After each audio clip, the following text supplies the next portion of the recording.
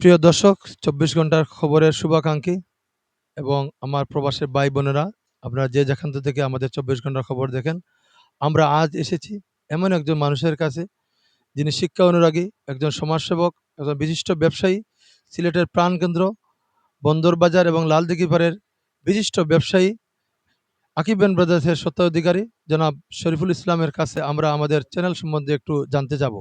যদি আমাদের এই শুভকামনায় আপনি আমাদের চ্যানেল সম্বন্ধে একটু যদি আমাদেরকে বলেন। আসসালামু আলাইকুম সম্মানিত দর্শক।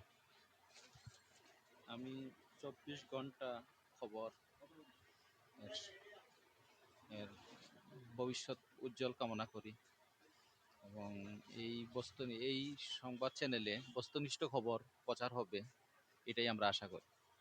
বর্তমান যে সমাজ ব্যবস্থা, দুর্যোগ, বিভিন্ন বিভিন্ন বিশৃঙ্খলা, এ থেকে সমাজের মানুষ যেন পরিত্রাণ পায়, এই ২৪ ঘন্টা খবর যেন সবসময় মানুষের মানুষের কাছের মানুষের মনের মনের আকাঙ্ক্ষা খবরগুলো যেন প্রচার করতে পারে, এর জন্য শুভকামনা করলাম। আসসালামু আলাইকুম। এই যে দেশের পরিস্থিতি নিয়ে যদি আপনি একটু বলেন যে দেশের যে এই বর্তমান যে পরিস্থিতি, মানুষের আশা আকাঙ্ক্ষা, এই বিষয়ে যদি আপনি আমাদের একটু বলেন, মানুষের আশা এই সরকারের কাছে কি মনে করেন আপনি?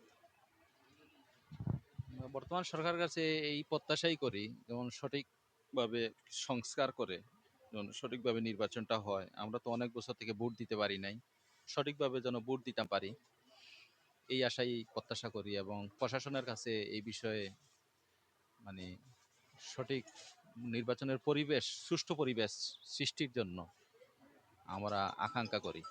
আপনি একজন ব্যবসায়ী মানুষ হিসেবে এই যে বর্তমান ব্যবসার অবস্থাটা কেমন, যদি একটু বলেন আমাদের। ব্যবসায়িক অবস্থা এখন আমরা মিডিয়াম মধ্য ব্যবসায়িক অবস্থা এখন আমরা একটা পরিস্থিতির মধ্যে দিয়ে যাচ্ছি। আশা করা যায় আগামী নির্বাচনমুখী নির্বাচনী নির্বাচন হওয়ার পরে অবশ্যই আমরা আশাবাদী যে ব্যবসা বাণিজ্য ভালো হবে, দেশে বিনিয়োগ আসবে এবং নতুনভাবে ব্যবসা বাণিজ্য সম্প্রচার এবং সঞ্চার হবে। আপনি একজন ব্যবসায়ী, আপনার কাস্টমার কাছে আপনার মেসেজটা কি? আমি আমার কাস্টমারের শুভকামনা, আশাবাদ ব্যক্ত করি এবং আমার কাস্টমার যারা আছে, এটা আমাদের প্রতি আন্তরিক এবং আমার কাস্টমার যারা আছে আমি তাদেরকে সুলভ মূল্যে মালামাল দেই এবং কাস্টমারের আমার প্রতি আত্মবিশ্বাস ভরপুর। আপনারা সবাই আমার জন্য দোয়া করবেন। আসসালামু আলাইকুম।